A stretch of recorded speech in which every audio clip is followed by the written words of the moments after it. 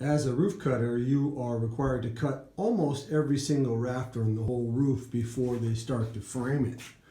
So we're looking for fast ways of doing it. And two of the most common ways of calculating jack rafters are finding the end king common and the king common, which run off the end of ridge, king and king, and stepping down from there and getting these jack rafters here by figuring out what the common difference is at 24 or 16 center and just using the common rafter minus 1 inch for a 2x, 2.5 inches for a 4x, and starting your common difference from there. The second way is using a 22.5 inch block from the side of the hip here to the long point of the block to the short point of the jack, and using your common difference for all of these, which will correspond with all these and all these and all these, and then running your common rafters out, having calculated the lengths of these plates, you'll know when your on-center spacing ends and how far you'll be from the valley, so you can calculate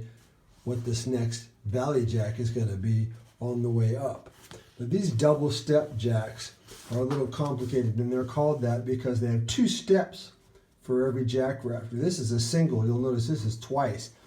If you had a line running through here like a ridge, you'd go up 1 and then up again. Up 2 and then 2 again. This is a single, right? So what that means is, for example, this drawing here, we had a ridge running through, and we had this space for the broken hip and valley.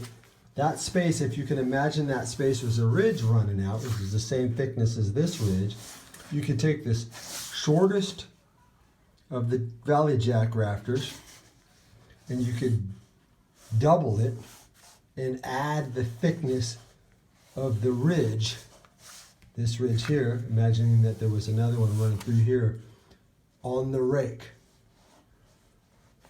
So if it was a 412, it'd be 1.5 inches times 1.054, which would give you about 1 5/8 inches.